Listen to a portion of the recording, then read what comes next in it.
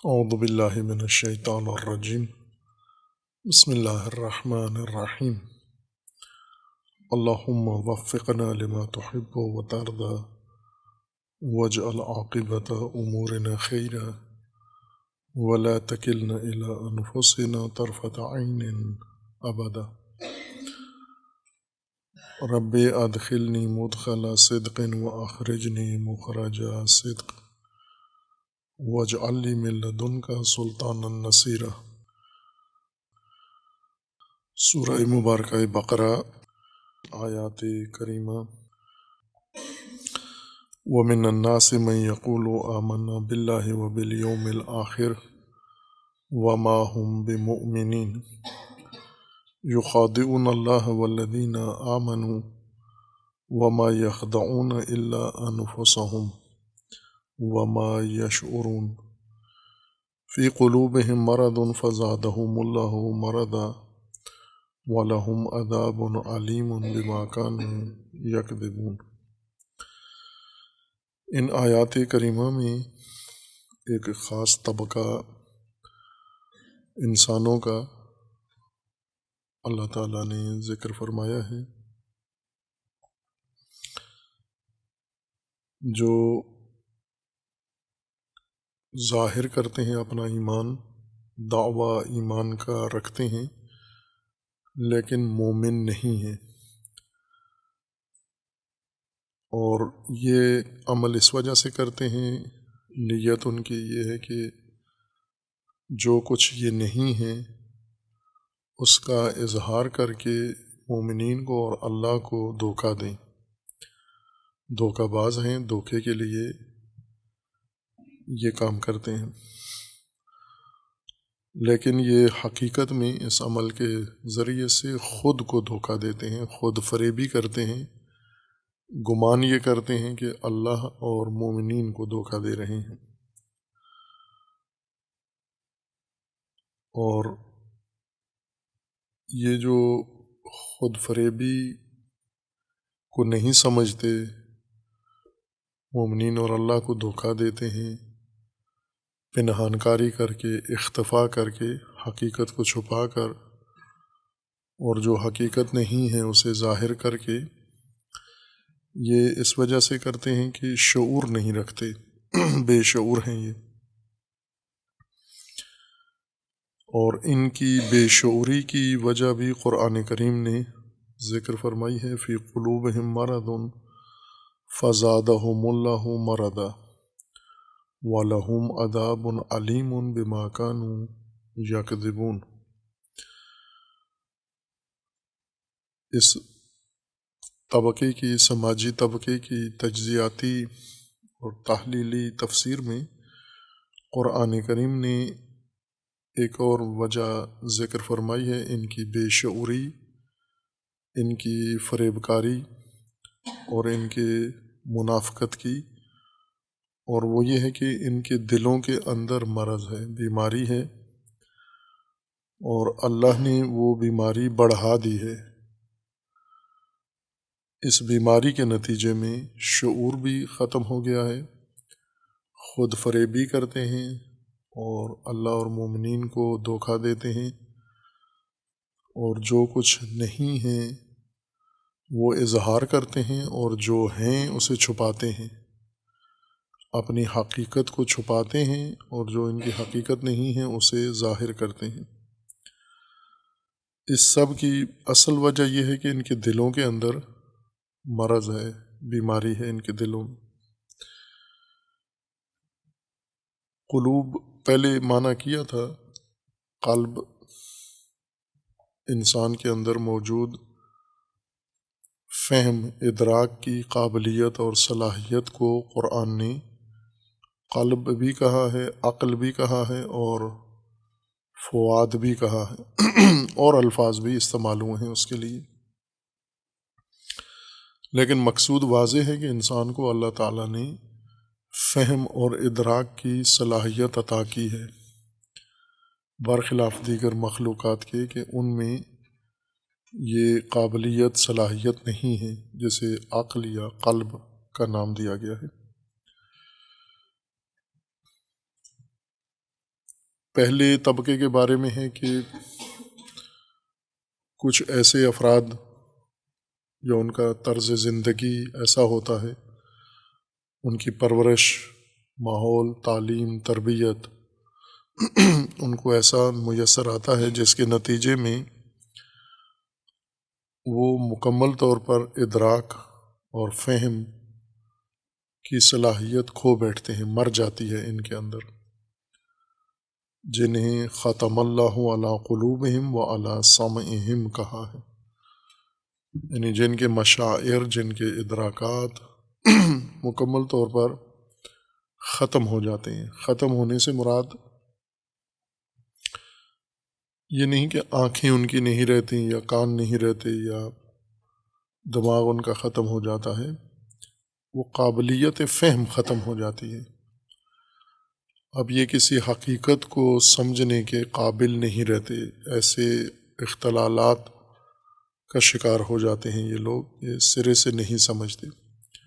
اور یہ عام مثالیں ہیں، اس کی موجود ہیں۔ موجودہ زمانے میں ہم اپنے ارد گرد دیکھیں تو کثرت سے نظر آتی ہیں یہ چیزیں۔ عموماً ہم ان کو کفار کی طرف ان آیات کو پلٹا دیتے ہیں، جو کہ ان الذین کفروا، یہ کافروں کی صفات ہیں، اور کسی مسلمان میں یا کسی مسلمان گھر میں پیدا ہونے والے فرد میں یہ عارضہ پیدا نہیں ہوتا۔ قرآن کریم نے کفریہ انداز طرز زندگی کو اس کا عامل قرار دیا ہے کہ جب انسان ماحول کی وجہ سے، پرورش و تعلیم و تربیت کی وجہ سے ایسا مزاج اس کا بن جاتا ہے، انکاری مزاج، انادی مزاج، اور ہر چیز کو نظر انداز کرنا، وہ انسان جسمانی طور پر اور نفسانی طور پر ساری صلاحیتیں صحت مند ہوتے ہوئے ادراک اور فہم کی صلاحیت کھو بیٹھتا ہے۔ اور یہ ہم اپنے ماحول میں روزمرہ دیکھتے ہیں، مثلا چھوٹے بچوں میں بھی یہ حالت ایجاد ہو جاتی ہے، ہر چیز کا انکار کرتے ہیں، ہر چیز کو رد کر دیتے ہیں، نظر انداز کر دیتے ہیں، دیکھتے ہیں لیکن اسے خاطر میں نہیں لاتے، اس کی اعتنا نہیں کرتے، اسے نظر انداز کر کے جاتے ہیں۔ جیسے مثال دی تھی اس کی مختلف شعبوں میں، جیسے قانون موجود ہوتا ہے مختلف طرح کا، اور بعض لوگ اپنی عملی زندگی میں اس کو مکمل طور پر نظر انداز کر کے زندگی گزار رہے ہوتے ہیں، یعنی ان کی زندگی میں کوئی قانون نام کی کوئی چیز تسلیم نہیں کرتے، اسے مانتے ہی نہیں ہیں، پرواہ بھی نہیں کرتے۔ یہ کفریہ انادی و انکاری انداز ہے کہ کسی شے کو ہوتے ہوئے آپ اسے نظر انداز کریں اس طرح سے کہ گویا ہے ہی نہیں آپ کے لیے۔ یہ انداز کسی میں بھی پیدا ہو سکتا ہے، وہ کافر مصطلح ہو، کافر غیر مومن ہو، عملی طور پر، یعنی نہ اس کا اللہ پر ایمان ہے، نہ آخرت پر ہے، اور انکاری زندگی گزارتا ہے۔ اور ممکن ہے ایک شخص ذہنی طور پر یہ ساری چیزیں مانتے ہوئے، یعنی اللہ تعالیٰ کو مانتے ہوئے، آخرت کو مانتے ہوئے، عملی زندگی اس طرح سے ہو اس کی کہ ہر چیز کو نظر انداز کرتا ہے، ضوابط کو، اخلاقیات کو، آداب کو، اصولوں کو، ہر چیز کو وہ چشم پوشی کر کے زندگی گزار رہا ہوتا ہے۔ ان کی زندگی کا نتیجہ یہ ہے کہ یہ مرنے سے پہلے اسی زندگی میں اپنی قابلیتیں، اپنی صلاحیتیں، اپنی استعدادیں ساری پروان چڑھانے کے بجائے ختم کر بیٹھتے ہیں، نابود کر چکے ہوتے ہیں، اب ان میں وہ قابلیت نہیں ہے۔ دوسرا طبقہ جو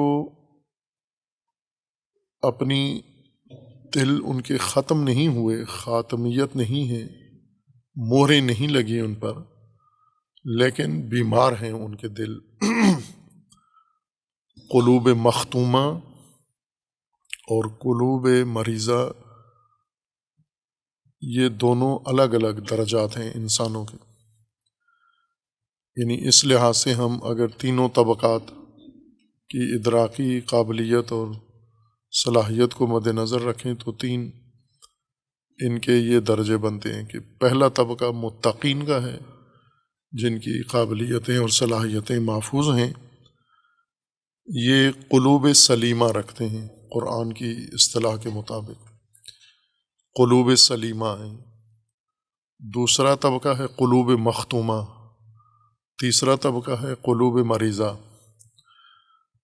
اور یہ تینوں سماجی طبقات ہیں۔ یہ معاشرتی تقسیم ہے جو قرآن کریم نے فہم و ادراک و صلاحیت کے لحاظ سے انسانوں کی ہے۔ اور پھر ہدایت، چونکہ یہ ہدایت کو مد نظر رکھ کر یہ تقسیم کی گئی ہے۔ ہدایت کا تعلق فہم سے ہے، ادراک سے ہے اور انسانی قابلیت سے ہے۔ تین کیفیتیں انسان کی ہو سکتی ہیں، نہ یہ کہ نزول قرآن کے عہد میں یہ تین گروہ تھے۔ آج کی بات قرآن کر رہا ہے کہ ہر دور میں، ہر نسل میں یہ تین صلاحیتوں والے لوگ ایک ہی جگہ یکجا، ایک ہی معاشرے میں، ایک شہر میں، ایک ہی محلے میں، ایک ہی خاندان میں تینوں قسم کے افراد پائے جاتے ہیں۔ مثلاً اگر ہم 5 افراد کا خاندان اگر فرض کریں ہم، جس میں عورتیں ہیں، مرد ہیں، بچے ہیں، تو یہ تینوں طبقات ان 5 کے اندر موجود ہیں۔ لازمی نہیں ہے موجود ہوں، ممکن ہے یہ 5 ایک ہی طبقے سے تعلق رکھتے ہوں، یہ 5 مستعد ہوں، 5 متقی ہوں، ان کی صلاحیتیں بھرپور ہوں، محفوظ ہوں، اور ممکن ہے 5 قلوب مختومہ رکھتے ہوں، 5 ایک جیسے ہوں۔ ہیں ایسے خاندان مکمل طور پر، ماں باپ بھی اور بچے بھی، جو نافہم ہیں۔ سواء علیہم انذرتہم ام لم تنذرہم لا یؤمنون ختم اللہ علی قلوبہم۔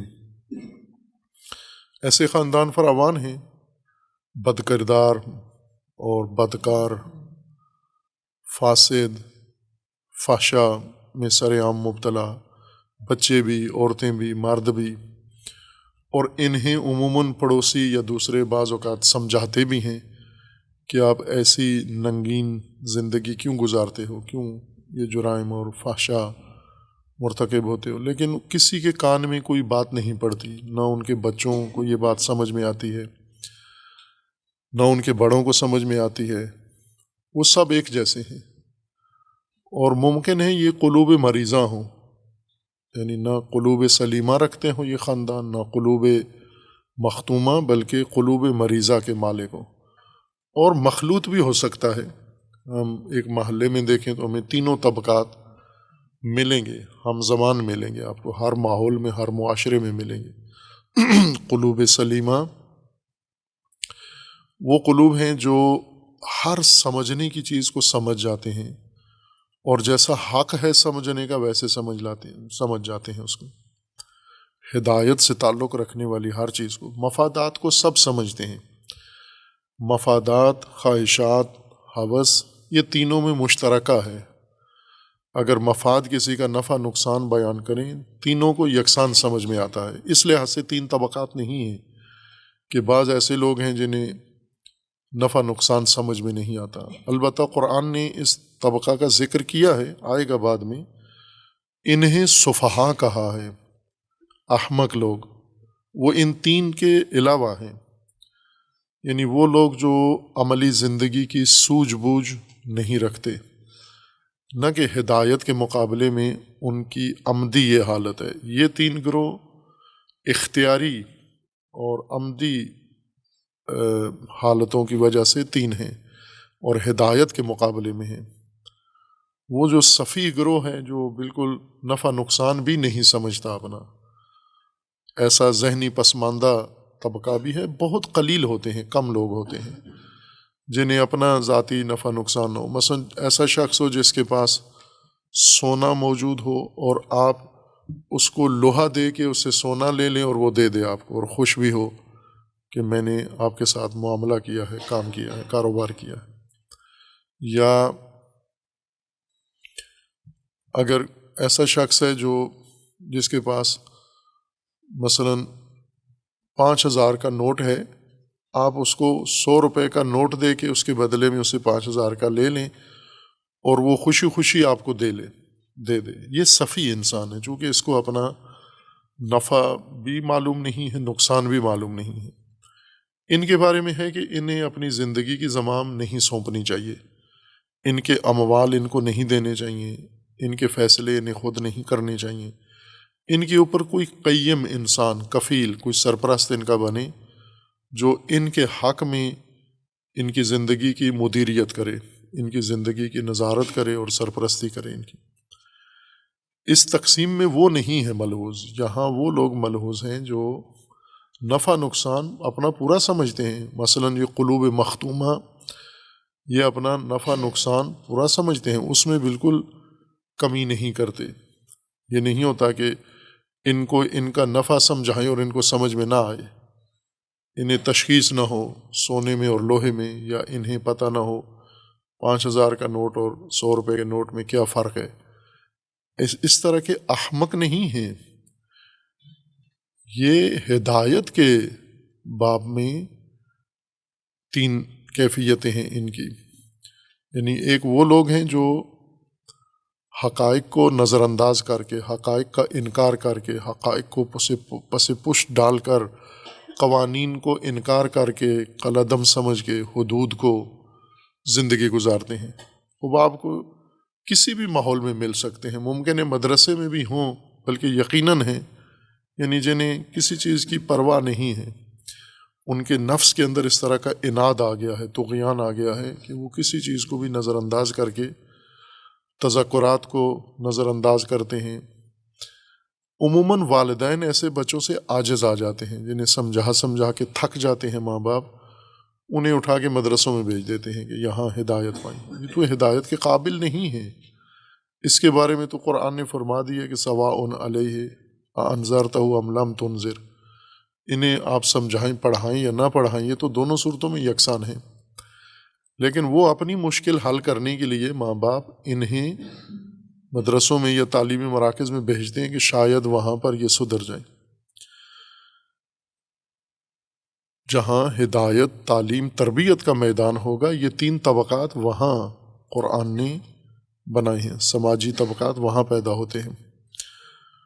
اور دوسرا مختومہ گروہ ہے، پہلا سلیمہ ہے، جس کو جو کچھ آپ ہدایت کی ہر بات کے لیے آمادہ ہے، ضائع نہیں کرتا اس کو، بلکہ اگر اسے نہ بھی پیش کی جائے خود جستجو کرتا ہے۔ اسے معلوم ہے کہ میری ہدایت کا مواد، میری ہدایت کے مطالب یہ فلاں شخص کے پاس ہیں، کتاب میں ہیں، وہاں رجوع کرتا ہے، جستجو کرتا ہے، تحقیق کرتا ہے، تلاش کرتا ہے، ڈھونڈتا ہے، ان سارے حقائق کو سمجھتا ہے۔ یہ قلوب سلیمہ ہیں، یہ دوسرے قلوب مختومہ ہیں، تیسرے قلوب مریضہ ہیں۔ یہ سمجھنا ضروری ہے قلوب مریضہ کو، اسی نقطے کی پیش نظر، ہدایت کی پیش نظر، کہ سب سے پہلے ہم اس کو سمجھ کر اپنا جائزہ لیں گے، اس وضاحت یا قرآن کریم کے اس معیار کو اپنے اوپر پرکھیں گے، یا اپنے آپ کو قرآن کے اس معیار پر پرکھیں گے کہ ہم قلوب سلیمہ رکھتے ہیں۔ وہ علامتیں ہمارے اندر ہیں جو قرآن کریم نے قلوب سلیمہ کے لیے بیان کی ہیں، وہ علامتیں ہمارے اندر ہیں جو قلوب مختومہ کی ہیں، یا وہ علامتیں پائی جاتی ہیں جو قلوب مریضہ کی ہیں۔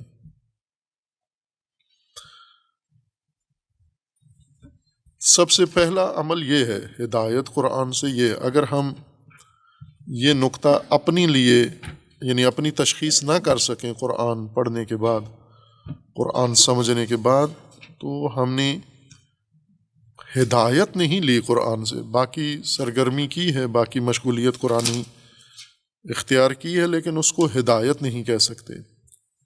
ہدایت میں ہر آیت میں ہمیں یہ تشخیص ضرور ہے دینا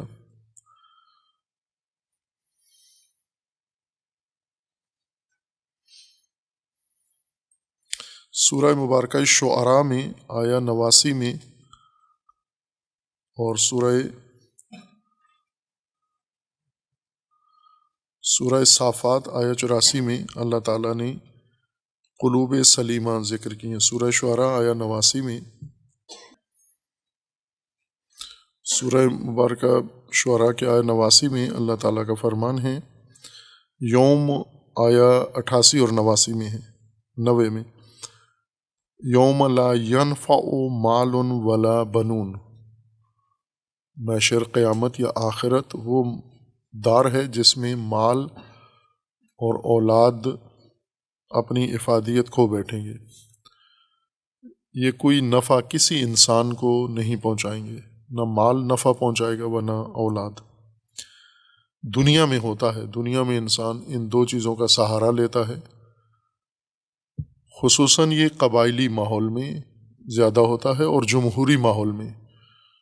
قبائلی ماحول میں قبائل کا دار و مدار، طاقت کا، کمزوری کا، تاثیر کا، غلبے کا، مغلوبیت کا دار و مدار ان دو چیزوں پر ہوتا ہے، مال اور بنون۔ بنون سے مراد جس طرح ہم قبائل کو عربی زبان میں عنوان دیتے ہیں، بنو ہاشم، بنو امیہ، بنو عباس، بنو فلان، یہ قبائلی اصطلاح ہے۔ بنو ان تمام افراد جو ایک قبیلے سے تعلق رکھتے ہیں نسبی بنیاد پر، وہ سب اس کے ابناء کہلاتے ہیں، بنون ہیں۔ چونکہ قبائلی نظام میں بھروسہ افرادی قوت پر زیادہ ہوتا ہے کہ قبیلے کی افرادی قوت کتنی ہے، اس لیے یہ وہاں کی بنیادی قبائلی زندگی کی بنیادی طاقت یہ ہے۔ دوسرا ہے مال، قبیلے کا مال کتنا ہے، مال مویشی اور چوپائے جانور یا چراگاہیں کتنی ہیں۔ شہری زندگی میں بھی یہی چیزیں ملحوظ ہیں اس وقت، سرمایہ داری نظام میں اور جمہوری نظام میں۔ جمہوری نظام میں بھی یہی بنون کے اوپر زیادہ بھروسہ ہے کہ آپ کے پاس ووٹ کتنے ہیں، بنون کی جگہ، قبائلی ابناء کی جگہ، بنو کی جگہ ووٹ آگے ہیں، یا آپ کے جمعیت یا آپ کی تنظیم کے اعضاء ہیں، یہ بنو ہیں۔ یعنی یہ نئے جدید زمانے کی قبائلیت ہے جو قدیم قبائلیت سے زیادہ گمراہ تر ہے، زیادہ فاسد ہے یہ موجودہ قبائلیت، چونکہ اس وقت نہ اس طرح کی غلیظ سرمایہ داری تھی جو آج ہے، اور نہ ہی اس طرح کی غلیظ جمہوریت تھی جو آج ہے۔ وہاں ایک ابتدائی اور سادہ طرز کی قبائلیت تھی جس میں اموال بھی محدود تھے اور ابناء و بنون بھی محدود تھے۔ محدود طاقت کے ذریعے سے بنا ہوا ایک قبیلہ تھا، نہ لامحدود، جبکہ آج یہ دونوں بے مہار طاقتیں بن گئی ہیں۔ قیامت میں یہ نہ جمہوریت پسندوں کو یہ ووٹ قیامت میں کام آئیں گے، اور نہ سرمایہ داروں کو ان کا سرمایہ کام آئے گا، نہ اس قبائلیت کے وسائل و اسباب آخرت میں ان کے کسی کام آئیں گے، نہ اس موجودہ قبائلیت کے اسباب و اثاثے کام آئیں گے۔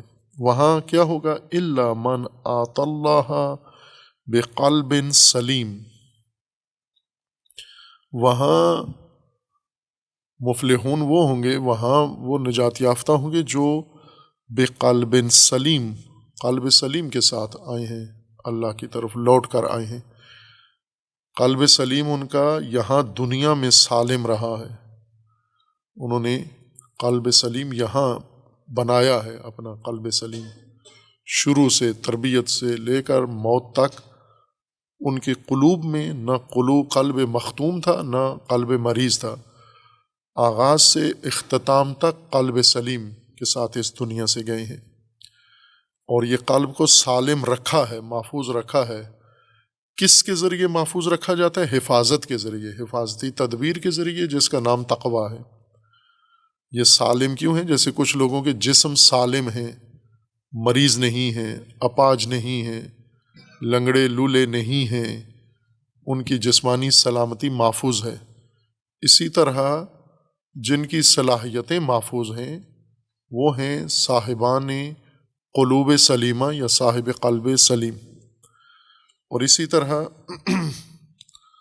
یہی قلب سلیم قرآن کریم میں سورہ صافات میں آیا 84 میں اللہ تعالیٰ نے ذکر فرمایا ہے۔ سورہ مبارکہ صافات میں آیا 83 اور 84 میں ہے وَإِنَّ مِن شِیعَتِهِ لَإِبْرَاہِیم، نوح کے پیروکاروں میں سے ایک اوپر ہے، اوپر کی آیت میں ہے، آیا 79 میں ہے، سلام علی نوح فی العالمین انا کذالک نجزی المحسنین انہ من عبادنا المؤمنین ثم اغرقنا الآخرین وان من شیعتہ لابراہیم۔ ابراہیم کے پیروکاروں میں سے نوح کے پیروکاروں میں سے ایک ابراہیم ہے، اور ابراہیم کیوں نوح کے صحیح پیروکار ہیں؟ بھائی کہ اتنے فاصلے سے آئے ہیں، اتنی صدیوں کے بعد پیدا ہوئے ہیں، پھر بھی نوح کے پیروکار تھے، اور ان کی اپنی قوم نہیں تھی ان کی پیروکار۔ وجہ یہ ہے، سبب یہ ہے، اذ جاء ربہ بقلب سلیم، کہ ابراہیم قلب سلیم کے ساتھ اپنے رب کے سامنے رہے ہیں۔ خوب یہ دو حالتیں، دو آیتیں انسان کے قلوب کی، قلب کی ایک حیثیت بیان کرتی ہیں۔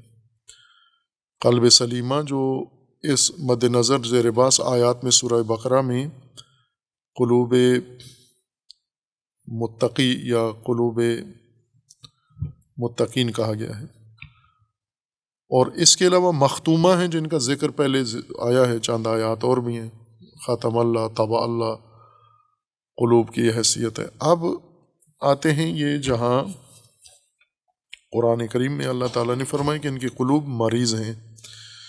قلوب مریضہ میں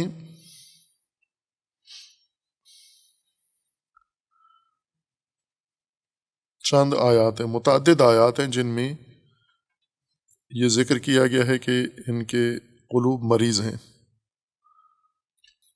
سورہ مبارکہ مائدہ میں پھر انہی کا ذکر ہے اور اس مرض کا ہی ذکر ہے، فَتَرَى الَّذِينَ فِي قُلُوبِهِمْ مَرَضٌ يُسَارِعُونَ فِيهِمْ، کہ یہاں پر بھی قرآن کریم نے نشاندہی کی ہے کہ ان کے قلوب کے اندر مرض ہے۔ سورہ انفال میں اللہ تعالیٰ کا فرمانا ہے اذ یقول المنافقون والذین فی قلوبہم مرض غر ہؤلاء دینہم۔ سورہ انفال میں منافق اور مریض القلوب، منافق اور یعنی منافق سے ہٹ کے بھی قلبی مریض موجود ہیں، مختص نہیں ہیں یہ علامت منافق کے ساتھ۔ اسی طرح متعدد آیات اور بھی ہیں جن میں قلوب کو مریضہ بھی بیان کیا گیا ہے۔ اب یہ قلب مریض ہے کیا؟ قلب سلیم یعنی محفوظ، جس کی صلاحیتیں محفوظ ہوں، قلب مختوم جو اپنی تمام صلاحیتیں کھو بیٹھا ہے۔ قلب مریض کیا ہے؟ جس کو قرآن نے تکرار کیا ہے اور اس کے بارے میں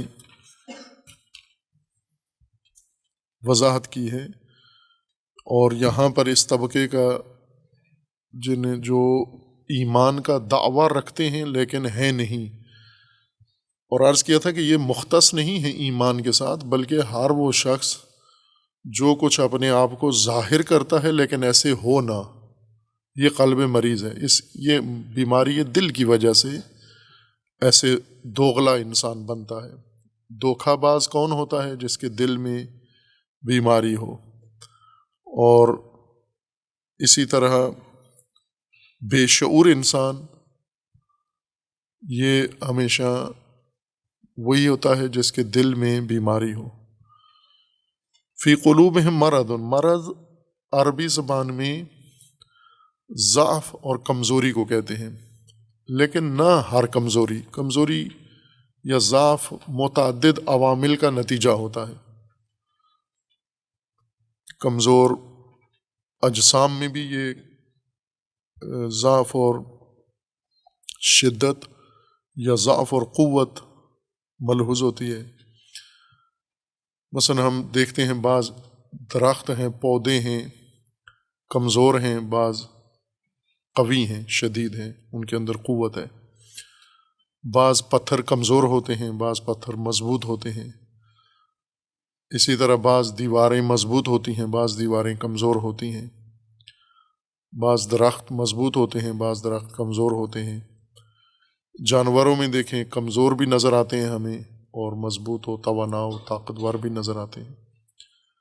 ایسے ہی انسانوں کے اندر بھی جسمانی طور پر ہمیں کمزوریاں بھی نظر آتی ہیں اور شدت و قوت بھی نظر آتی ہے۔ یہ ایک عام چیز ہے، ملحوظ ہے، اس کو ہر آدمی سمجھتا ہے، تشخیص دے سکتا ہے۔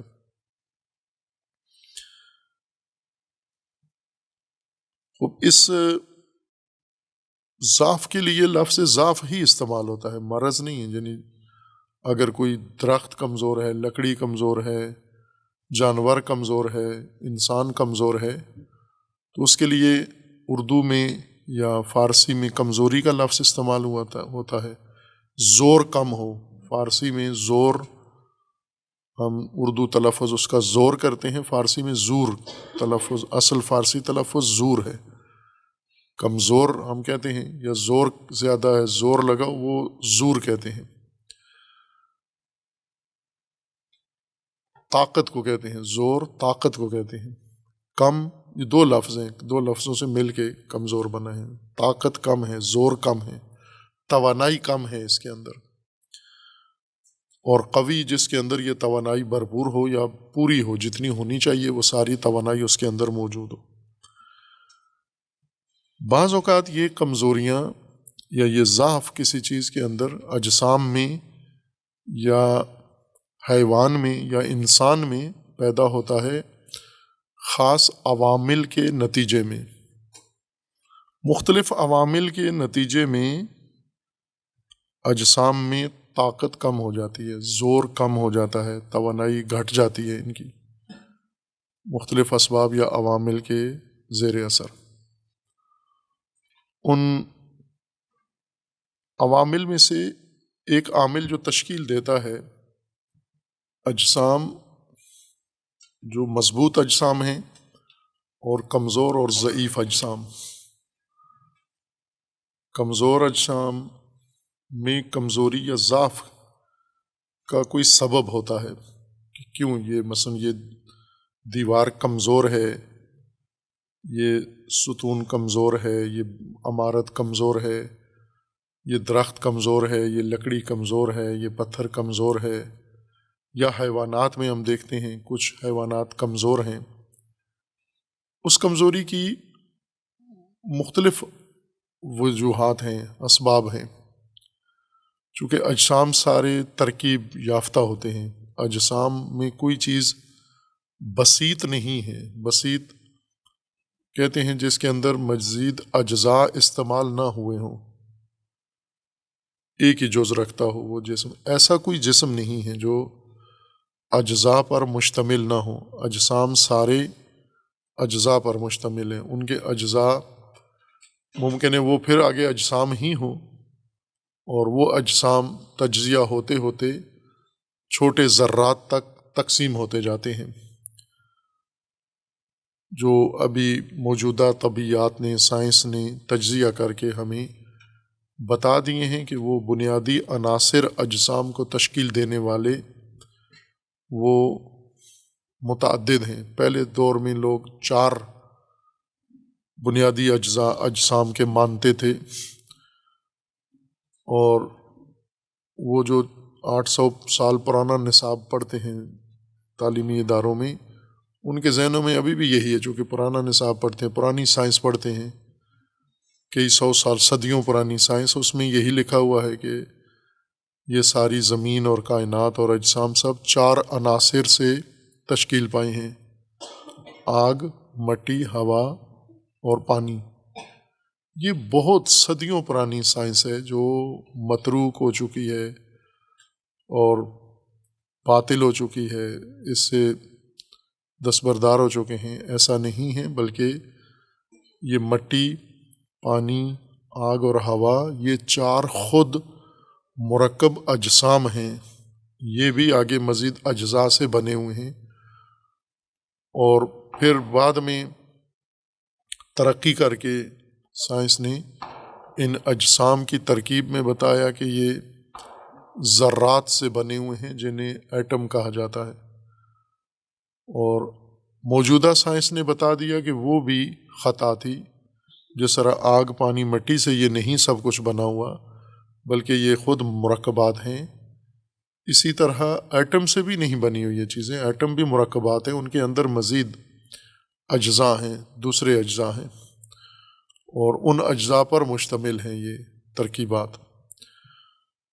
خوب ایک ترکیب اجسام کی وہ ہے جو ہر آدمی کو سمجھ میں آتی ہے، جسے ہم اپنی اصطلاح میں کہتے ہیں عرفی ظاہری ترکیب اجسام کی۔ ظاہری ترکیب انسان کے جسم کی یہ ہے کہ یہ ہاتھ، پاؤں، اعضاء، جوارے، ہڈیاں، جلد، یہ عرفی اور ظاہری ترکیب ہے۔ لیکن حقیقی ترکیب جو علوم ہمیں سمجھاتے ہیں، علم طب ہمیں سمجھاتا ہے یا سائنس ہمیں سمجھاتی ہے، وہ یہ ہے کہ نہ، یہ ہڈیاں بھی مرکبات ہیں، یہ جلد بھی مرکبات ہے، یہ ہاتھ پاؤں، یہ سارے مزید اجزاء پر مشتمل ہیں۔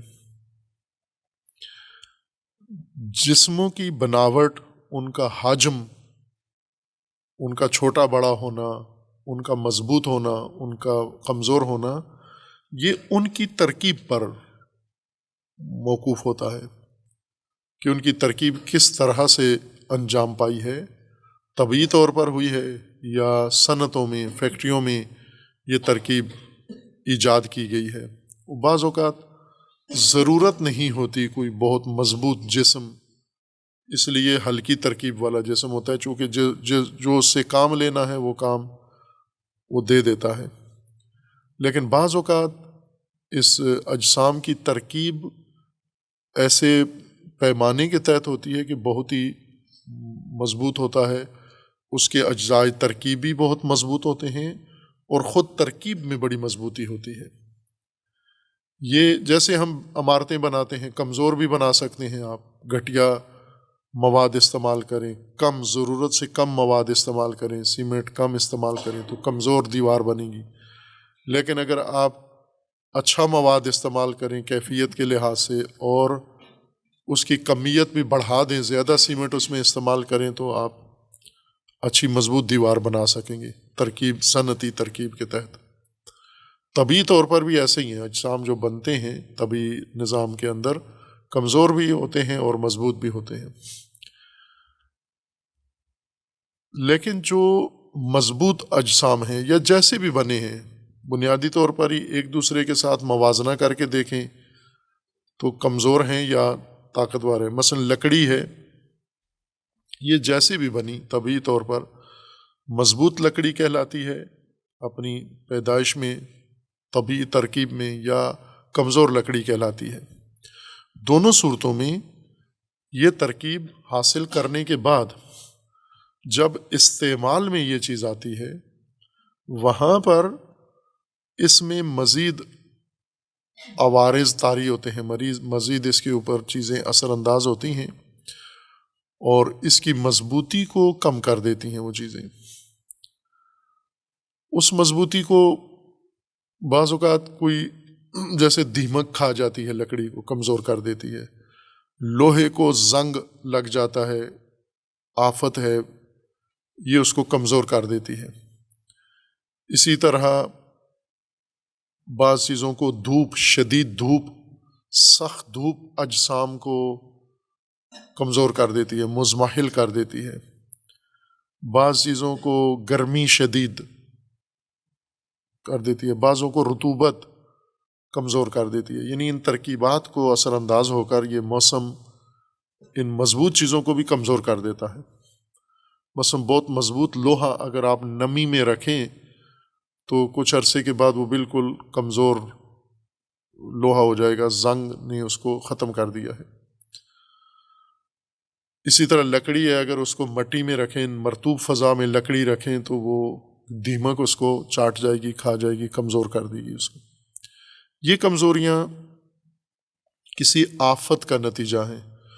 پہلی کمزوری اس کی پیدائشی ہے، بناوٹ میں، ترکیب میں ضعف ہے اس کے، اور دوسری کمزوری آ جاتی ہے کسی آفت کی وجہ سے کمزوری آ جاتی ہے۔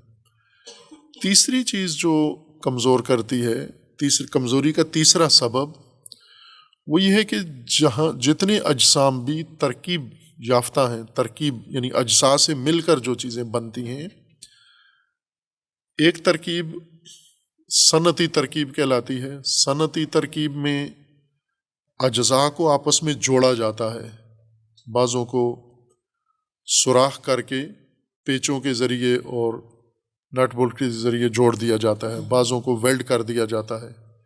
یہ ایک ترکیب ہے۔ اس ترکیب میں اجزاء ایک دوسرے میں ضم نہیں ہوتے، مدغم نہیں ہوتے، بلکہ اجزاء ایک دوسرے کے جوار میں، ایک دوسرے کے پڑوس میں، ایک دوسرے کے ساتھ ملتے ہیں آ کر، لیکن ایک دوسرے کے اندر نہیں گھستے۔ ایک ترکیب ایسے ہے جیسے آپ روزانہ دیکھتے ہیں کہ آپ چائے بناتے ہیں، اس چائے میں پانی میں دودھ ڈالتے ہیں، وہ دودھ پانی کے اندر گھل مل جاتا ہے، پانی کے پڑوس میں نہیں جا کے ٹھہرتا۔ اور آپ اس کے اندر چینی ملاتے ہیں، یہ چینی پانی کے اندر گھل جاتی ہے، مکس ہو جاتی ہے، یعنی پانی کے اجزاء ہیں اور چینی کے اجزاء ہیں، یہ دونوں جز ہر دوسرے جز کے ساتھ جا کر مخلوط ہو جاتا ہے۔ ایک یہ ترکیب ہے، اس کو کیمیائی ترکیب کہتے ہیں، اور عربی اصطلاح میں اس کو امتزاجی یا مزجی ترکیب کہتے ہیں، جو ادویات میں بھی استعمال کرتے ہیں۔ مرکبات مزجی اور غیر مزجی یہ ادویات کی بھی اصطلاح ہے، لیکن بنیادی طور پر یہ طبیعیات کی اصطلاح ہے، قانون طبیعیات ہے یہ، کہ ترکیب مزجی ہے یا ترکیب غیر مزجی ہے۔ مزجی یعنی جس میں ایک شے کے اجزاء دوسری شے کے تمام اجزاء کے اندر مل جائیں، مخلوط ہو جائیں، اس کے اندر سرایت کر جائیں۔ جیسے آپ چائے جب بناتے ہیں تو پتی کا ذائقہ اور رنگ پانی کے تمام اجزاء پہ چڑھ جاتا ہے، اس طرح سے کہ اب آپ اس کو علیحدہ نہیں کر سکتے۔ یہ نہیں کر سکتے کہ دوبارہ پانی علیحدہ ہو جائے اور رنگ علیحدہ ہو جائے، ذائقہ علیحدہ ہو جائے، یا پانی کے اندر جب آپ نے چینی گھول دی، شکر وہ میٹھا ہو گیا ہے، یا نمک گھول دیا اس کے اندر، تو اب وہ جو نمک کے اجزاء ہیں وہ اپنے تاثیرات سمیت، اپنے اثرات سمیت پانی کے تمام اجزاء کے ساتھ جا کر مل گئے ہیں، اس کے اندر مخلوط ہو گئے ہیں، پانی کے پڑوس میں، پانی کے جوار میں جا کر نہیں ٹھہرے، جیسے صنعتی ترکیب میں ہوتا ہے۔ صنعتی ترکیب میں جیسے یہ اینٹیں ہیں، ستون ہیں، تو یہ اجزاء ایک دوسرے کے جوار میں ہیں، یہ ایک دوسرے کے اندر نہیں گھسے ہوئے۔ یا کپڑا ہے، آپ نے جو کپڑا پہنا ہوا ہے، یہ کپڑا بھی اجزاء سے بنا ہوا ہے، لیکن ہر جز دوسرے جز کے پڑوس میں ٹھہرا ہوا ہے، جڑے ہوئے ہیں فاصلوں کے بغیر، اس لیے انہوں نے ایک سطح ایجاد کر دی ہے۔ بس یہ دو طرح کی ترکیبیں ہیں اجسام کی، یا طبیعی ترکیب ہے ان کی اور کیمیائی، یا پھر ان کی صنعتی ترکیب ہے۔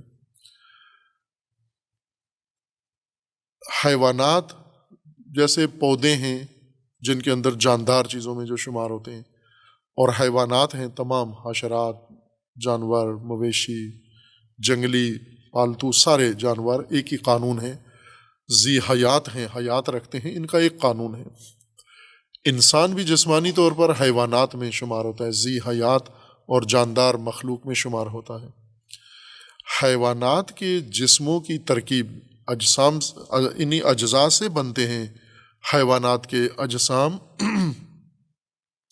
لیکن ان کی جو ترکیب ہے وہ اس طرح سے نہیں ہے جیسے دیوار بنتی ہے یا جیسے طبیعی ترکیب بنتی ہے، ایک دوسرے کے پڑوس میں اجزاء جوڑ کے ان کو ایک نیا مرکب بنایا جاتا ہے۔ یہ اجزاء آپس میں ملتے ہیں، مخلوط ہو جاتے ہیں، اور مخلوط ہونے کے بعد ان کی اپنی جو شناخت ہے، اپنا تشخص ختم ہو جاتا ہے، یعنی مکمل طور پر ایک جز دوسرے جز میں اس طرح سے جا کر پیوست ہوتا ہے کہ دونوں جز اپنی جزئیت ختم کر دیتے ہیں اور دونوں جز مل کر جو تیسری چیز ایجاد کرتے ہیں وہ اب اصل حقیقت وہ رکھتی ہے جو تیسری ان کے ملنے سے تیسری چیز پیدا ہوئی ہے۔ اجزاء کے ملنے سے کیمیائی ترکیب میں بھی اور طبعی ترکیب میں، حیوانی ترکیب میں، ذی حیات جانوروں کے وجود میں، جسم میں جو ترکیب اجزاء کی ہوتی ہے، جیسے خون ہے، ہم غذا کھاتے ہیں، اس غذا کے بہت سارے اجزاء ہوتے ہیں، غذا کے اندر معدے میں جا کر تجزیہ ہوتے ہیں، فضول اجزاء غذا کے سارے معدہ الگ کر کے چھانٹی کر کے فضلے کی صورت میں باہر نکال دیتا ہے، اور جو غذائی اجزاء ہوتے ہیں انہیں معدہ بڑی مہارت کے ساتھ علیحدہ کر دیتا ہے، علیحدہ کر کے پھر معدے کا اتنا ہی کام ہوتا ہے، علیحدہ کر کے پھر اپنے اپنے دوسرے اعضاء کے سپرد کر دیتا ہے، فضلے کو الگ عضو کے سپرد کر دیتا ہے کہ یہ باہر پھینکو، نکاسی، اور جو غذائی اجزاء ہیں انہیں دیگر اعضاء کے حوالے کر دیتا ہے کہ آپ ان کو تجزیہ بھی کرو، ان غذائی کو، اور ان غذائی اجزاء کو ضرورت کی جگہ جسم میں ارسال بھی کرو۔ اور یہ بڑا خوبصورت نظام اللہ تعالیٰ نے انسان میں اور جانداروں میں ایجاد کیا ہے، ہمیں پتہ بھی نہیں ہوتا، صرف کھانے پہ زور ہوتا ہے ہمارا، لیکن اندر کتنا خوبصورت کام ہو رہا ہے اس کی ہمیں آگاہی نہیں ہوتی۔ یہ جو کھاتے ہیں ہم چیزیں، اجزاء تجزیہ ہوتے ہیں، غذائی اجزاء الگ ہوتے ہیں، وہ غذائی اجزاء پھر اپنے نظام کے اندر جا کر جسم کے مختلف حصوں میں، کچھ خون کے اجزاء ہوتے ہیں جو خون بناتے ہیں، وہ خون میں چلے جاتے ہیں، کچھ غذائی اجزاء ایسے ہیں جو چربی بناتے ہیں، وہ چربی والے حصے میں چلے جاتے ہیں، کچھ ہڈیوں کے لیے ہوتے ہیں، وہ ہڈیوں کی طرف چلے جاتے ہیں، کیلشیم، غذائیت کے مختلف نام ہیں، سائنسی نام آج کے، وٹامنز ہیں مختلف، یہ اپنے اپنے تقسیم ہو کے اندر ہی خوبصورت نظام کے تحت کھانے والے کو شعور بھی نہیں ہے کہ میں وٹامن کھا رہا ہوں، کون سے وٹامن کھا رہا ہوں، کتنی مقدار میں کھا رہا ہوں، لیکن معدے میں اللہ نے اندر یہ رکھا ہوا ہے کہ وہ اس کو نکال کے پورا تجزیہ کر کے ہر وٹامن الگ کر لیتے ہیں، اور وہ اپنے مطلوبہ حصے میں، ہڈیوں کی غذا ہڈیوں تک چلی جاتی ہے، رگوں کی غذا رگوں میں چلی جاتی ہے، چربی کی غذا چربی میں چلی جاتی ہے، اور اعصاب کی غذا اعصاب کو مل جاتی ہے، پھر اس کے اندر بہت ساری چیزیں تشکیل پاتی ہیں۔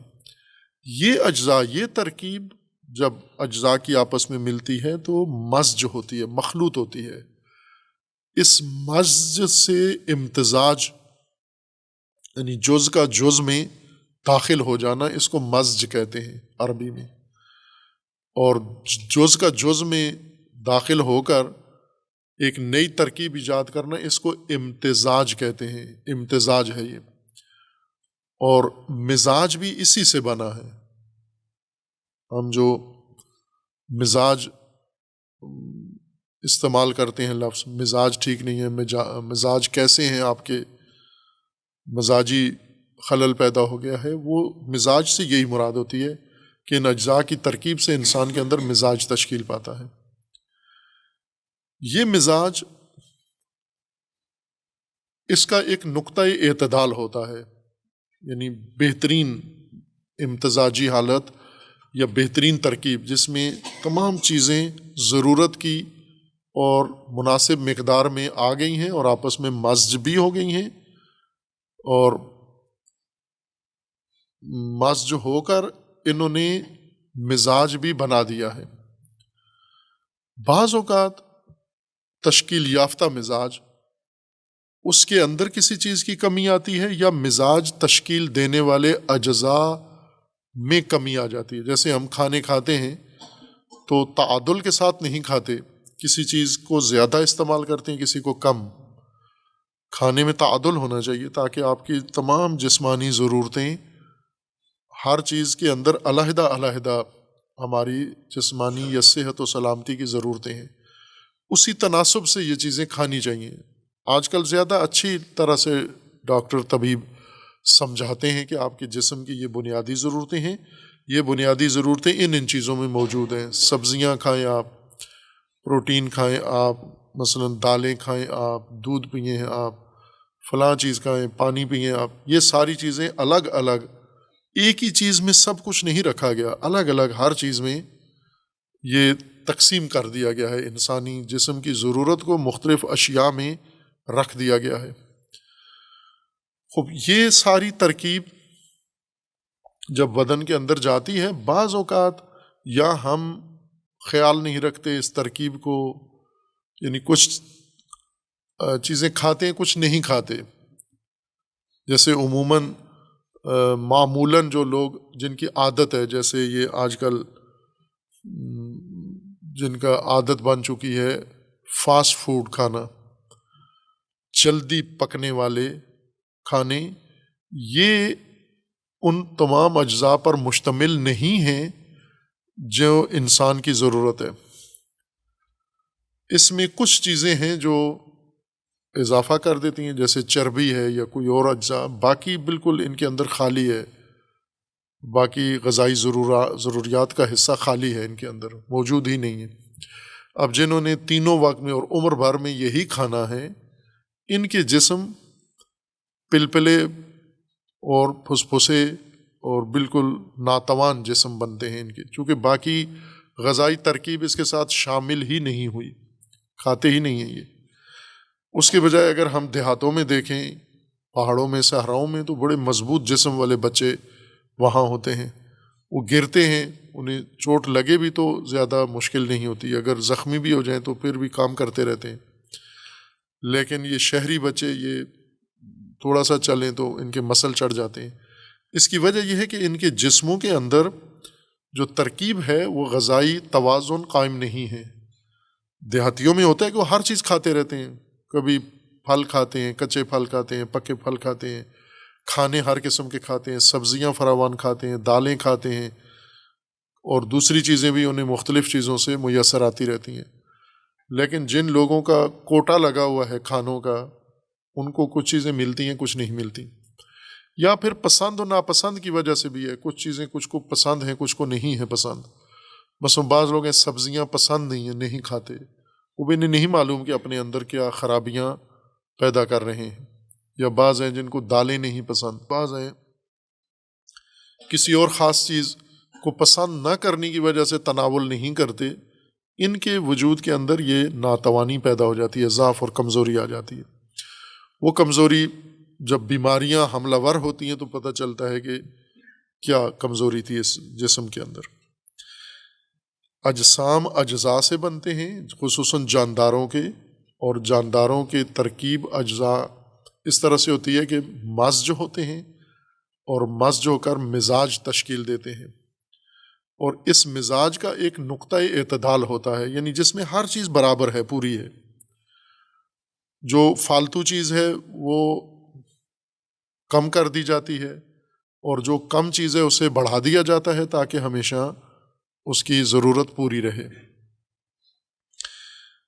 اب اس بیچ میں مرض کیا ہے؟ ہم تو مرض کا معنی کرنے جا رہے تھے نا۔ مرض کس کو کہتے ہیں؟ مرض یہ ہے کہ ایسے اجسام جو ترکیب یافتہ ہیں مختلف اجزاء سے، اور ان اجزاء کی ترکیب مزجی ہوتی ہے، مزج ہو کے مزاج بنتا ہے، اس مزاج کے اندر اگر کمی واقع ہو جائے، اور کمی کے بعد جو مزاج کی کیفیت بنتی ہے، یا مزاج جس جسم پر اثر انداز ہوتا ہے، اس کو عربی زبان میں اس کمزوری کو جو مزاج کے ضعف کے نتیجے میں، اور مزاج کا ضعف اجزاء کی کمی کی وجہ سے پیدا ہوتا ہے، اس کمزوری کو عرب مرض کہتے ہیں۔ یہ کمزوری جو اجسام کے اندر مزاج کے بے اعتدالی یا بے توازنی کے نتیجے میں پیدا ہوتی ہے، جب مزاج تعادل نہیں ہوتا، اس کے اندر کمی آ جاتی ہے، اس خاص کمی کو مرض کہتے ہیں۔ اور پھر اس کے باقی آثار ہیں، تکلیفیں ہوتی ہیں، وہ آثار ہیں اس کمی کے۔ اصل بیماری کمی کا نام ہے، کمزوری، کمی، نقص۔ کس چیز میں نقص پیدا ہوا؟ مزاج کے اعتدال میں۔ مزاج میں کیوں نقص پیدا ہوا؟ کہ وہ اجزاء ضروریہ جو مزاج کے تشکیل دیتے ہیں وہ کم ہوئے ہیں یا زیادہ ہو گئے ہیں، مزاج کو انہوں نے تعادل سے خارج کر دیا ہے اور بیماری پیدا ہو گئی ہے۔ عرب ہر ایسی چیز جو اپنے آثار میں علامتوں میں کمزور ہو، اپنی اصل حالت سے جو طبیعی حالت ہے اس سے کمزور ہو، اسے مریض کہتے ہیں۔ جیسے سورج میں، جیسے آج کل یہاں پاکستان میں پنجاب میں اور ہندوستان کے پنجاب میں اور میدانی علاقوں میں، مرطوب علاقوں میں یہ ایک موسمیاتی موضوع ہے دھند کا۔ دھند زمین کے اوپر رطوبت کی وجہ سے ایک بادل نما چیز زمین کے ساتھ چپکی ہوئی بن جاتی ہے، اور سورج مدھم پڑ جاتا ہے، سورج کی روشنی مدھم ہو جاتی ہے۔ اب سورج کو کچھ نہیں ہوا، سورج میں کوئی دھند نہیں آتی، سورج صاف شفاف اپنے ارد گرد کچھ بننے بھی نہیں دیتا۔ سورج کی تمازت اور شدت اتنی ہے کہ وہ تو کروڑوں نوری سال دور تک اپنی کسی چیز کو ٹھہرنے نہیں دیتا، لیکن جہاں پر اتنے فاصلے ہوں، جیسے سورج سے زمین جتنی دور ہے، تو زمین پر گرد و غبار بن جاتا ہے، بسا اوقات ریت کا طوفان اٹھتا ہے، گرد و غبار چھا جاتا ہے، یا دھوئیں کی وجہ سے کسی آبادی کے اوپر دھواں چھا جاتا ہے، یا جیسے موسم میں، مختلف موسم میں، سردیوں میں دھند چھا جاتی ہے، یا کبھی ہلکے بادل سورج کے سامنے آ جاتے ہیں۔ یعنی اس طرح سے کہ سورج دکھتا ہے، نظر آتا ہے ایک بجھی ہوئی ٹکیا کے طور پر، مدھم سا ایک گولا سا نظر آتا ہے۔ اس کو عرب کہتے ہیں شمس مریضہ، شمس مریض ہو گیا ہے۔ مریض ہونے کا مطلب یعنی دھوپ اس کی کم پڑ گئی ہے، کمزور ہو گئی ہے۔ سورج کی جو ٹکیا ہے وہ نہیں، شمس دو چیزوں کو کہتے ہیں، دھوپ کو بھی کہتے ہیں اور سورج کے جسم کو بھی کہتے ہیں۔ یہ دھوپ جو ہے یہ کمزور ہو جاتی ہے، روشنی کم پڑ جاتی ہے سورج کی، زمین تک جو پہنچتی ہے، یہ کمزور روشنی جو سورج سے زمین تک پہنچتی ہے، دھند، غبار یا کسی ایسے فضا کی وجہ سے، اس وقت اس کو یہ کہتے ہیں کہ یہ شمس مریضہ ہے۔ یہ اور دوسری اصطلاح استعمال کرتے ہیں زمین کے بارے میں، مثلا زرخیز زمینیں، بسا اوقات ان کے اندر زرخیزی کی تو صلاحیت ہے، ان کے اندر کچھ زمینیں ایسی ہیں جن میں زرخیزی نہیں ہے، ان کی ترکیب ہی ایسے ہے کہ ان میں کوئی بیج اگ نہیں سکتا، جیسے سنگلاخ زمینیں ہیں، شور زمینیں ہیں، نمکین زمینیں ہیں، دلدلی زمینیں ہیں، ان میں کوئی صلاحیت ہی نہیں ہے کوئی چیز اگانے کی۔ آپ یہ گلگت بلتستان میں دیکھیں، سرب فلک پہاڑ ہیں، سارے خشک پتھر، ایک تنکا بھی ان کے اوپر نہیں ہوتا، لیکن ندی نالوں کے گرد وہاں باغات ہوتے ہیں، درخت ہوتے ہیں، سبزہ ہوتا ہے۔ لیکن مٹی کے پہاڑوں کو دیکھیں، جیسے بہت سارے علاقے پاکستان کے ہیں جہاں مٹی کے پہاڑ ہیں، جیسے مری کے پہاڑ ہیں، کشمیر کے پہاڑ ہیں، یہ سارے سبز ہیں۔ اب وہ پتھریلے پہاڑ ہیں، ان میں کچھ بھی نہیں اگ سکتا، یہ مٹی کے پہاڑ ہیں اور مرطوب پہاڑ ہیں، ان میں سبزہ ہے اور بھرپور سبزہ ہوتا ہے، اس طرح کا کہ زمین نظر ہی نہیں آتی ان میں۔ کچھ زمینیں ہوتی ہیں جن میں صلاحیت ہوتی ہے زرخیزی کی، کچھ اگانے کی، کچھ میں نہیں ہوتی۔ یہ زمینیں جن میں صلاحیت ہے فصل اگانے کی یا پودے اگانے کی یا سبزہ اگانے کی، بعض اوقات ان میں بھی وہ چیز نہیں اگتی، کوئی ایسا عارضہ پیش آ جاتا ہے، فصل کسان کاشت کرتا ہے، کھاد دیتا ہے، لیکن کچھ بھی نہیں اگتا۔ ایسی زمین کو بھی ارض مریضہ عرب کہتے ہیں، جو مستعد تو تھی پہلے فصل اگانے کے لیے، لیکن کسی کمزوری کی وجہ سے، یعنی ارض مریضہ کا مطلب ہوتا ہے زمین کمزور پڑ گئی ہے۔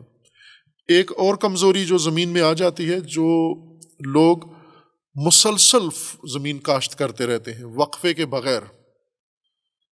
کچھ کسان ایسے ہیں جو ایک فصل کاشت کر کے پھر ایک فصل چھوڑ دیتے ہیں زمین کو خالی، تاکہ زمین طاقت پکڑے، دوبارہ کمزور ہو جاتی ہے، جب فصل اگاتی ہے زمین کمزور ہو جاتی ہے۔ اگر کوئی کسان ایسا لالچی ہو جو مہلت نہ دے زمین کو اور مسلسل کاشت پہ کاشت کرتا جا رہا ہے، 3-4 سال کاشت کرنے کے بعد اس کی زمین فصل دینے سے رک جائے گی، بہت خال خال کوئی ایک آدھ دانہ، جیسے انسان کا سر گنجا ہو جاتا ہے، بال گر جاتے ہیں، کہیں کہیں ایک آدھ بال ہے، اس طرح کا فصل اگاتی ہے زمین، اس کو کہتے ہیں عرض مریضہ، مریض ہو گئی ہے۔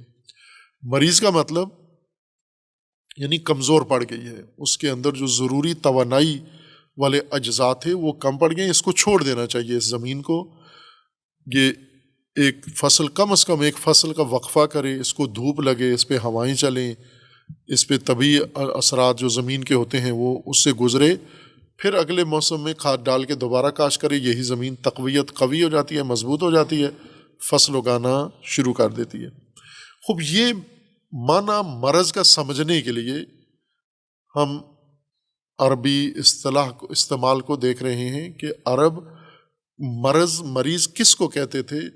یعنی جب سورج غبار کی وجہ سے روشنی دھیمی پڑ جائے، کمزور دھوپ ہو جائے، روشنی کمزور ہو جائے، یا زمین فصل اگانے کے لیے کمزور پڑ جائے، یا اسی طرح ان کے اگر اونٹنیاں ہیں تو وہ کمزور پڑ جائیں، وہ اونٹنیاں چر چک رہی ہیں، ان کے اندر مزاج میں کوئی ایسی فرق آ گیا ہے کہ اب وہ اونٹنی نہ تولید نسل کر رہی ہے، نہ دودھ دے رہی ہے، نہ بوجھ اٹھانے کے قابل رہی ہے، کیونکہ اس کے مزاج کے اندر کمی آ گئی ہے، یعنی یا اندر اس کے خرابی آ گئی ہے نظام میں، یا باہر سے مالک نے اس کو کوئی چیز کم کر دی ہے اس کے خوراک میں سے، جس وجہ سے اس میں ضعف آ گیا ہے۔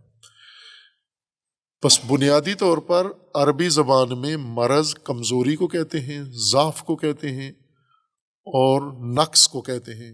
نقص ہوئی کمی کے معنی میں ہے، لیکن نہ ہر کمی اور کمزوری اور نقص، وہ کمی اور کمزوری اور نقص جو مزاج میں، جو مزاج رکھنے والی اشیاء کے مزاج میں جو نقص پیدا ہوتا ہے، اس کمی کو مرض کہتے ہیں۔ لیکن اگر کسی چیز کا مزاج نہیں ہے اور اس میں کمی ہے، کمزوری ہے، نقص ہے، اس کے لیے اور اصطلاحات ہیں، اس کے لیے مرض کا لفظ استعمال نہیں کرتے۔ مثلا کپڑا ہے کم پڑ گیا ہے تو نہیں کہتے مریض ہے یہ کپڑا، یا مقدار کسی چیز کی کم پڑ گئی ہے، کھانا کم پڑ گیا تو یہ نہیں کہتے کھانا مریض ہے۔ لیکن کھانے کا اگر مزہ ٹھیک نہیں ہے، مزاج کھانے کا صحیح نہیں بنا، وہ مرض ہے، وہ کھانے کی مرض کہلاتے ہیں۔ یعنی جہاں امتزاجی ترکیب ہے وہاں پر اگر کوئی چیز کم ہو جائے، اس کمی کے نتیجے میں مزاج میں کمی آ جائے، یہ کمی مرض کہلاتی ہے۔ مرض اسی کو کہتے ہیں، اسی کمی اور کمزوری کو۔ لیکن چونکہ مزاج دار چیز ہے، مزاجی چیز ہے، مزاج میں کمی کے پھر اثرات پورے جسم پر پڑتے ہیں، چونکہ اصل تو بنیاد ساری مزاج کے اوپر ہے، تعادل جسم کا، سلامتی، صحت، اسی مزاج کے اعتدال پر ہے۔ جب مزاج میں کمی آ جاتی ہے پھر جسم ناتوان ہو کے اس کے اندر عوارض پیدا ہوتے ہیں، اس کے آثار پیدا ہوتے ہیں اور ان کی تکلیف شروع ہوتی ہے۔ ہم عموماً عرف میں تکالیف کو بیماری کہتے ہیں۔ تکالیف بیماری نہیں ہے، تکالیف بیماریوں کی علامت ہے۔ تکلیفیں بتاتی ہیں کہ بیماری اندر پیدا ہو گئی ہے، لہٰذا جب ہم بیمار ہوتے ہیں، مریض کے ڈاکٹر کے پاس جاتے ہیں تو وہ ہمارا معائنہ کرتے ہیں اور ٹیسٹ لیتے ہیں خون کا، دوسری چیزوں کا، کہ کیا چیز کم پڑ گئی ہے، کیا چیز اضافی ہو گئی ہے، یہ مزاج انسان کا تعادل اس کا کیوں ختم ہوا ہے، جس کے آثار جسم پر تکلیف کی صورت میں یا اور عوارض کی صورت میں ظاہر ہو رہے ہیں۔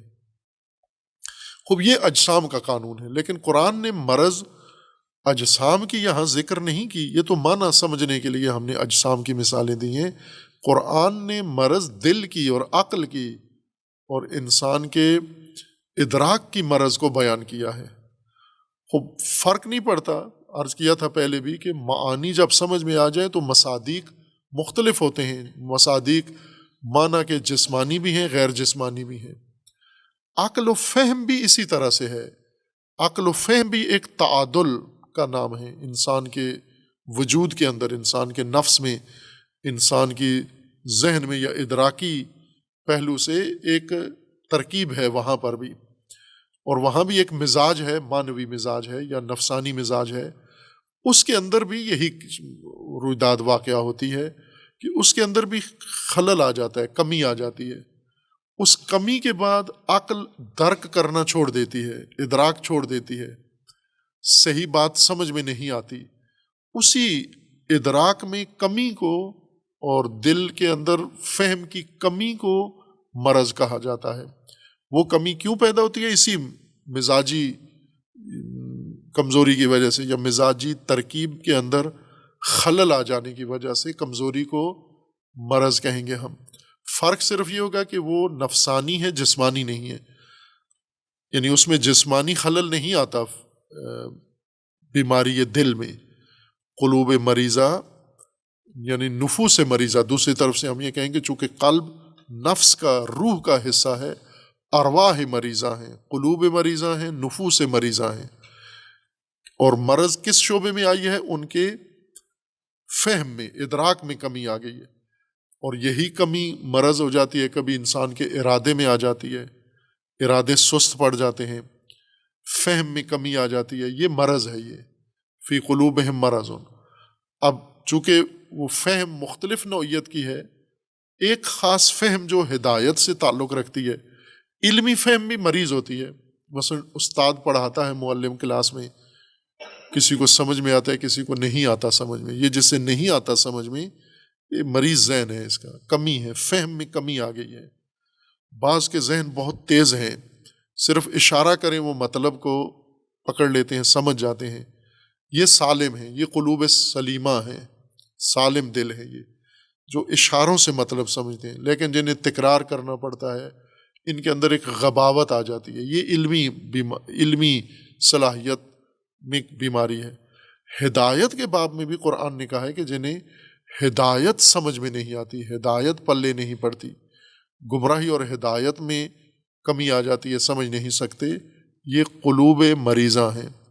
اب یہ لوگ جو دوغلے ہیں، یعنی جو مومن نہیں ہیں لیکن مومن بنتے ہیں، ان کو قرآن نے کہا کہ دھوکہ باز ہیں۔ دھوکہ کیوں دیتے ہیں؟ چونکہ بے شعور ہیں۔ بے شعور، شعور کہاں گیا ان کا؟ بیماری کی وجہ سے دل بیمار ہے۔ بیمار دل میں تو شعور پیدا نہیں ہوتا، سالم دل میں شعور پیدا ہوتا ہے۔ شعور کس چیز کا نام ہے؟ اس باریک ادراک کا نام، گہرے ادراک کا نام، نفیس و ظریف و لطیف ادراک کا نام شعور ہے۔ تو یہ باریک لطیف ادراک، یہ سالم دل کا کام ہے۔ بیمار دل میں، اس میں تو وہ غلیظ فہم بھی نہیں ہے، چاہے جائے کہ یہ باریک فہم اس کے اندر آ جائے، بس یہ بیماری ہے۔ اس بیماری کے پھر قرآن نے اور کھولا، یہاں مطلب ختم نہیں ہوتا۔ بیماری کیوں دل میں کس چیز سے آتی ہے؟ وہ پھر داستان آگے پورے قرآن میں جاری ہے کہ جو چیزیں دل کو بیمار کر دیتی ہیں اور انسان کی فہم کو غیر متعادل کر دیتی ہیں۔ باقی بعد میں انشاءاللہ۔ صلی اللہ علیہ وسلم۔